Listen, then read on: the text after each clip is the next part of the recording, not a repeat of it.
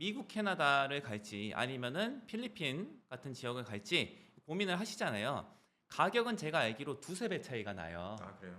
그런데 북미 사람들이랑 한두 달 얘기한다고 해서 북미 사람처럼 발음이 잘 안 돼요. 억양 때문에 그런 선택을 하시는 거는 저는 비추고요. 보게 해주고 싶어 하시면은 네. 그런 분들은 가시는 게 맞죠. 안녕하세요. 교육 불평등을 만드는 정보 비대칭 부숴버리겠습니다. 내부 고발자 남기정입니다. 백시영입니다. 오늘은 캠프에 대해서 말씀을 드리려고 하는데요. 여름 방학이 되다 보니까 이제 캠프에 관심을 가지고 보내야 되나 이런 고민을 하시는 분들이 있고 저도 질문을 많이 받고 있어요. 여기저기서 여름방학 때 영어 캠프 보낸다고 하니까 보내면 좋겠다는 막연한 생각은 드는데요. 정말 캠프 다녀오면 영어를 잘하게 될까라는 의심도 들고 어떤 기준으로 캠프를 골라야 할지도 모르겠더라고요. 근데 이게 제가 좀 알아보니까 굉장히 복잡해요.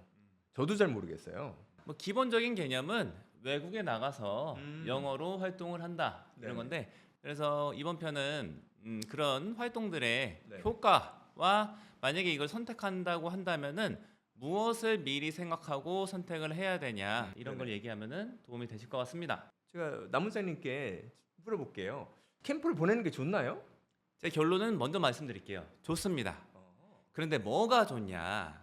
아이들이 다른 문화 체험을 할 수가 있다. 그리고 이 경험은 너무나 큰 자산이다. 이렇게 생각해서 캠핑은 갈 수 있는 상황이다 하면은 한 번쯤은 보내는 게 좋다. 이렇게 아. 생각합니다. 그런데 만약에 이 캠핑을 보내시는데 문화적인 체험 이런 것보다 단순한 영어 회화 발음을 좋게 하기 위해서 보내시는 거다 하면은 조금은 다시 한번 생각해 보시는 게 좋을 것 같아요. 물론 갔다 오면은 영어 회화 발음이 조금 더 원어민처럼 되는 건 맞는데 이 효과는 실은 지속이 안 돼요. 일반적으로. 문화적인 경험은 마음속에 자리 잡고 있기 때문에 계속 이게 삶에 영향을 주거든요. 이런 걸 목적으로 가시면은 맞지만 액센트, 억양 같은 거를 개선하기 위해서 간다 하면은 다시 한번 생각해 보시는 게 좋지 않을까 이런 생각입니다. 저희 학원의 예를 실제로 말씀을 드릴게요. 저희 학원에 매년 여름방학, 겨울방학 되면은 아이들이 한두 달 휴원해서 미국 갔다 오고 캐나다 갔다 오고 필리핀 갔다 오고 이런 애들이 있는데 그 학생들이 갔다 왔을 때 영어 발음 자체가 현저하게 좋아지냐? 실은 그런 경우는 거의 없었어요.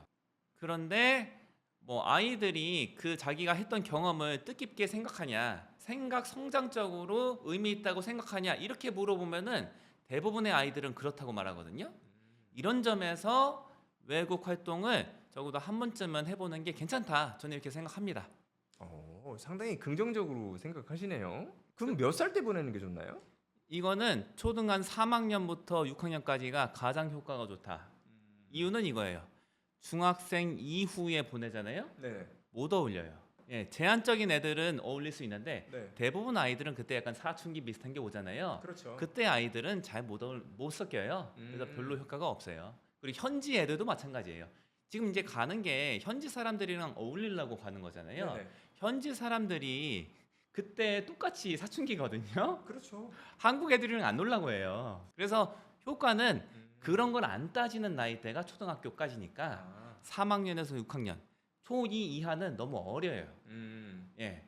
그러려면은 부모님이 같이 가야 되거든요. 아, 그렇죠. 부모님이 가는 순간 아이 행동이 변해요.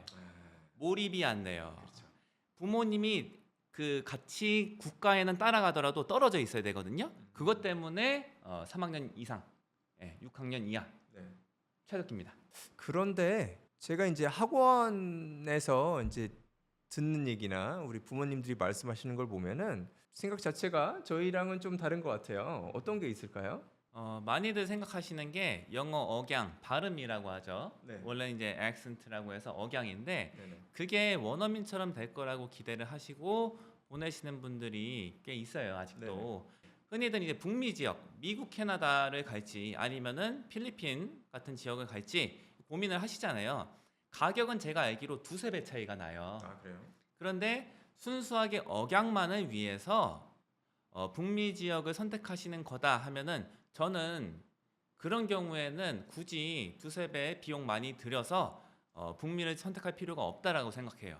북미 사람들이랑 한두 달 얘기한다고 해서 북미 사람처럼 발음이 잘 안 돼요. 예, 그렇죠. 필리핀 사람들이랑 한두 달 얘기한다고 해서 필리핀 사람처럼 억양이 잘 안 돼요.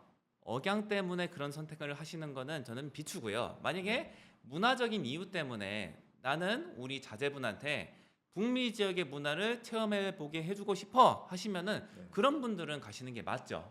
그리고 가끔 가다가 조금 이제 억양이 원어민스럽게 된다라는 느낌을 주는 애들이 있긴 한데 네. 그 애들이 한 6개월 지나가면은 한국에서만 있을 때 그 억양은 다시 사라져요.